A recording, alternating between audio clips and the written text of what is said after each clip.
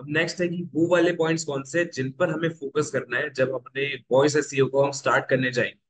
सबसे पहली चीज जो है वो है कस्टमर को समझना। Understand the customer. ये जानना कि सामने वाला कस्टमर जो है वो बेसिकली क्या क्वेरीज पूछ सकता है आपके बिजनेस के रिगार्डिंग। अगर आपको जब ये चीज पता रहेगी कि उसके क्वेश्चंस क्या बनेंगे और आपने उस हिसाब से कीवर्ड सिलेक्ट कर रखे होंगे, तभी जाके आपको अपना रेडी आपका जो रिक्वायर्ड रिजल्ट है, जो आपने प्लान कर रखा है, जो आपने टारगेट सेट कर रखा है, वो जाके आपको मिलेगा। सेकंड है आपका focus on conversational keywords and user intent. उन कीवर्ड्स पे फोकस करना है जिन पे ज्यादा चांस है कन्वर्जन का और यूजर इंटेंट का। जैसे स्टार्टिंग में क्या कहते हैं, मैंने एक चीज आपको बताई थी कि जो आपका जो इंटेंट रहता है, आपके जो कीवर्ड्स रहते हैं वो क्वेश्चन वाले हो, लॉन्ग टेल वाले हो और फिलर वर्ड्स के साथ यूज करेगा। ठीक है, उसमें लॉन्ग टेल जो मैंने बताया था उसके पीछे एक रीजन ये था कि अगर आप उन कीवर्ड्स को यूज करते हो जिसके अंदर स्पेसिफिकेशंस नहीं होती, तो सर्च इंटेंट आपका फिर क्या होता है, जीरो हो जाता है। ठीक है, अब सर्च इंटेंट बेसिकली आपका सेम यूजर इंटेंट ही है।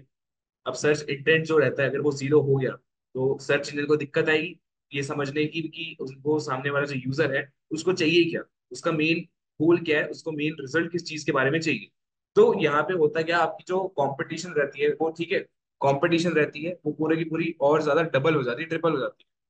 क्योंकि अब फॉर एग्जाम्पल अगर कोई सर्च करता है डिजिटल मार्केटिंग, सिर्फ डिजिटल मार्केटिंग आपने लिखा हुआ है गूगल पे, अगर आप सिर्फ डिजिटल मार्केटिंग लिखते हो तो उससे होगा क्या, आपको हर टाइप की सर्चेस दिखेगी।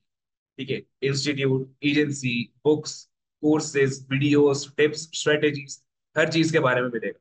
ठीक है, तो यहाँ पे बेसिकली हो क्या रहा है, आपका कंपटीशन जो है वो आपकी जो मेन नीश है, ठीक है, आपकी जो मेन मेन बिजनेस है, फॉर एग्जाम्पल आपका बिजनेस है इंस्टीट्यूट के बारे में, डिजिटल मार्केटिंग इंस्टीट्यूट है आप, पर आपका जो कंपटीशन है वो फिर आपका डेफिनेशन वालों के साथ, टिप्स वालों के साथ, जो एजेंसीज है उनके साथ, इंस्टीट्यूट के साथ तो ऑलरेडी है ही, तो इन सब के साथ आपका क्या कहते हैं, कंपटीशन मर्ज हो जाएगा जब आप क्या कहते हो अपने कीवर्ड्स को स्पेसिफाई नहीं करते।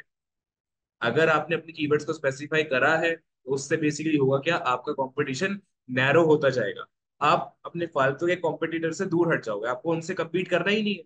आपको एजेंसी से compete थोड़ी ना करना है, अगर आप इंस्टीट्यूट चलाते हो तो आपको डेफिनेशन से, बुक राइटर से, ठीक है, जो टिप्स होती है, स्ट्रेटेजीज होती है, उनके जो राइटर्स होते हैं उनसे थोड़ी ना compete करना है। आपने compete करना है जो बाकी इंस्टीट्यूट्स है, क्योंकि आपका भी इंस्टीट्यूट है, आप उसी फील्ड के अंदर हो जिस फील्ड में आपके कंपेटिटर्स है, तो आप उनसे ही लड़ोगे ना, उनसे ही compete करोगे। फालतू में किसी और को कंपटीशन में क्यों डाल रहा है जिससे आपकी रिसर्च रिजल्ट फिर ना के बराबर ही है, आपकी गोल्स जो है वो अचीव ही ना हो। तो आपको फोकस करना है कि वो कीवर्ड्स आप सिलेक्ट करें जिनका यूजर इंटेंट हाई हो। ठीक है, सर्च इंटेंट समझ में आए, हमें जानने को पता चले कि बेसिकली है क्या। ठीक है, नेक्स्ट है आपका use schema markup to make your page easy to categorise. अब स्कीमा मार्कअप बेसिकली होता है क्या है, एक ऐसा कोड, एक ऐसा शॉर्ट कोड जिसको हम सेटअप करते हैं अपनी वेबसाइट के लिए, जहाँ पे हमें क्या कहते हैं अपनी वेबसाइट की डिटेल जो होती है, ठीक है, एक्सेसिव डिटेल जो होती है, हमें सर्च इंजन के साथ डायरेक्टली शेयर करनी है, तब हम स्कीमा मार्कअप को रेडी करते हैं। स्कीमा मार्कअप को रेडी करने के लिए आप टेक्निकल एसईओ का यूज कर सकते हैं। Technical SEO, technical SEO .com।